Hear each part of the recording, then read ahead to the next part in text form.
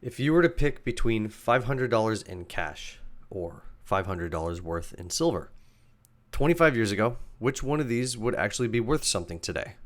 Well, one of these has lost almost 50% of its value, and I'm willing to bet you can guess which one it was. Let's go into why this is the case and what it means for you. So let's break it all down. Want to win 100 ounces of American Silver Eagles completely free? Well, JM Bullion is giving away 5 full tubes of 100 coins packed in a custom waterproof Pelican case. There is no purchase necessary, and the giveaway ends September 11th of this year. And if you want to get in on this opportunity, click the link in the description below to enter for your chance to win. And just to be clear, JM Bullion is not sponsoring this channel in any sort of way. This is me just wanting to pass this opportunity along to help you guys out. So don't miss out on this. Click the link in the description and enter for your chance to win 100 ounces of free silver. Hi everybody, and welcome back to yet another video. So let's go right into it. Let's talk about what inflation has really done, because it's not just the prices, but to the entire system that we were taught to trust. 25 years ago, $500 could cover a significant portion of your rent. It could fill up your gas tank several times and buy a full cart of groceries. Again, it's all relative, but for the most part, that's the case. But today, that same $500 might cover a utility bill and maybe one other thing if you're lucky. So essentially, we all know that the dollar doesn't stretch like it used to do, and the numbers aren't going to lie about that. In fact, if we play with the dollar devaluation calculator, the dollar has lost nearly half of its purchasing power since the year 2000. And you would need about $1,000 today to buy what $500 got you back then. And while the dollar was quietly bleeding away in value, they kept telling us to get a good job, invest in your 401k, trust the system, and blah, blah, blah. And that's how I was brought up to believe, but I'm going to be the one to tell you that that's the old way, and it doesn't work anymore. And I hear that all the time, even from my own family members.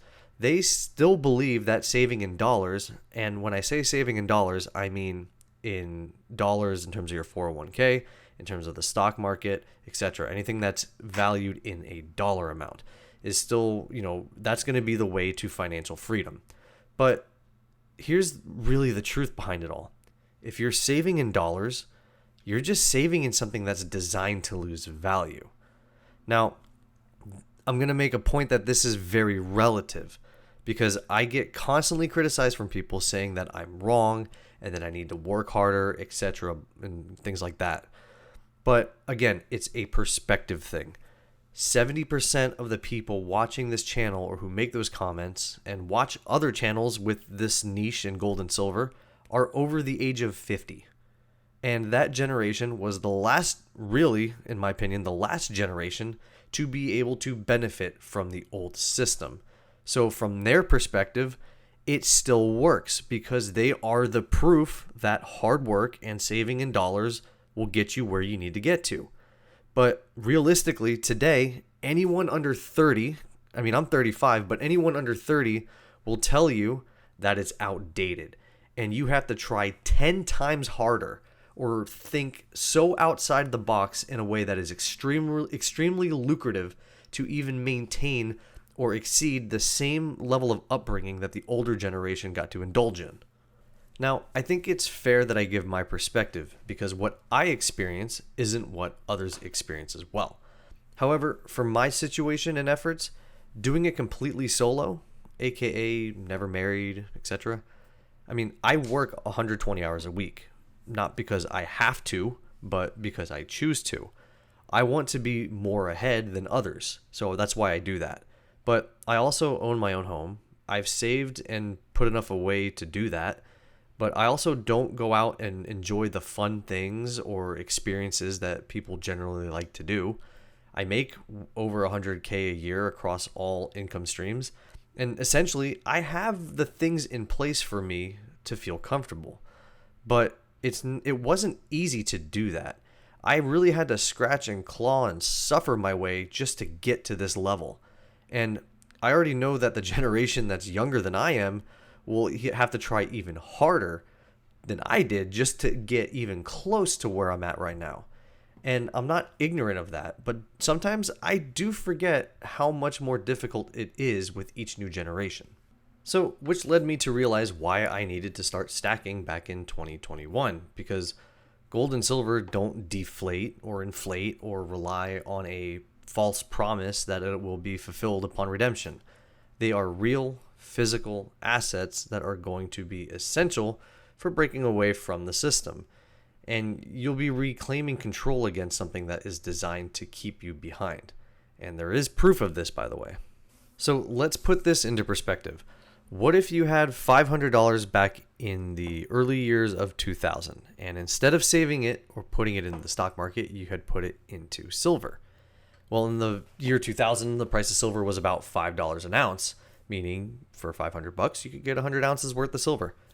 Today, with the silver price at around $38 an ounce, that same 100 ounces would be worth about $3,800, and that is a 660% return. But that's just the nominal return. After you adjust for inflation, your real rate of return, your actual purchasing power, is still around over 300%, and that's a massive gain. Now, let's compare that to the actual stock market. And I'm using this site called Of Dollars and Data, which does a S&P 500 investment calculator. And in that, you can see that if you had put that $500 into the S&P 500 at the same time frame at the beginning of 2000 with dividends reinvested, it would have grown to about $3,340, which is oddly enough the spot price of gold today. But that is a 568% nominal gain, but once you factor in inflation, the real rate of return drops to about 251%, or roughly 1755 in today's dollars. So what about gold? Well, in the early years of 2000, the price of gold was about $280 an ounce. So $500 would almost get you 2 ounces.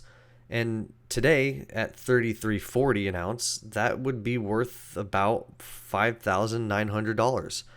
And that is a 1,080% nominal return. When you adjust for inflation and everything, the real gain is about 534%, or almost $3,200 in today's terms. All right, so let's do a quick little breakdown / recap of everything here, because I threw a lot of numbers at you, but here's a quick little chart that will explain everything. If you saved cash, you would have lost roughly 50% of your value, bringing you to 267 in terms of real value, because that's what's important here. We're talking about the real value. If you purchase silver, you would have had a nominal gain of 660% with a real gain of 309%. Gold would have done almost 1,100 in nominal gains and a 535% in real gains. The S&P 500 with dividends reinvested would have given you a 568% return nominally and a real gain of 251%. And that's just the truth that no one will tell you. And while most people are still trusting a system that silently devalues their money, precious metals have always been the better option. While a 251% gain in the S&P isn't something to really downplay, but if you had to pick which of the four would you want to invest in if you knew what the final rate of return was going to be? Obviously, gold is going to be the better choice if you can get it, and that will be a forever true statement as far as I'm concerned. However, I will always find it odd that those who say I can get a better return in stocks, blah, blah, blah, will shame silver completely, and despite the numbers that clearly show otherwise. Now, the only exception to that is when silver does price below somewhere in the $17 to $18 per ounce range, because only then does it move in parity with the S&P. So anything higher than that, $17 or $18, silver has outperformed in real terms. Now, I understand that this is all about timing and specific entry price points and so forth, but even if you were to dollar cost average $500 across that same time frame, gold and silver would still outperform the S&P 500. Once I learned this and ran the numbers, it explains why stacking gold and silver can make sense if you're focused on performances. For me, while the profits are nice, it's a nice additional feature to have, it's about preserving the real value, within a system that punishes savers of that fiat currency system that it wants you to respect. And in my opinion, if you don't consciously respect money, aka gold and silver, it will disappear from you. And it will disappear in the form of inflation because you believed that using a fiat system was beneficial. And this is why I stack, and I don't want to play a losing game that doesn't work anymore. I want something that's real. With that being said, guys, let me know what you think about all this. You can do the math yourself. If you think I'm wrong, let me know. If you think I'm right, also let me know in the comments down below. Thank you guys for watching, and I'll see you all in the next one. Bye-bye, guys.